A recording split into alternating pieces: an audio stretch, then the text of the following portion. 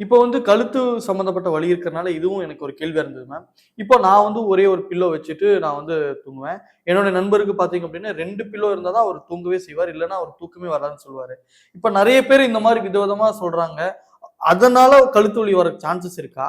ஒருவேள அது அப்படி இருக்கு அப்படின்னா எது சரியான வழி?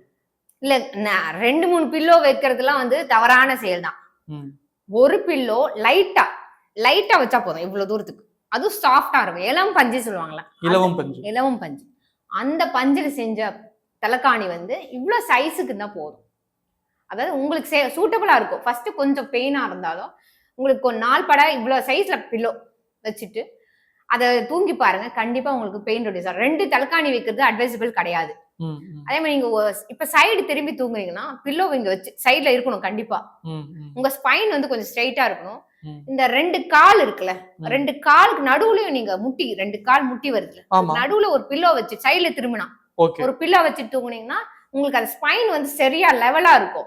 அப்படி லெவலா வர சொல்ல உங்களுக்கு பெயின் கண்டிப்பா ரெடியூஸ் ஆகும்.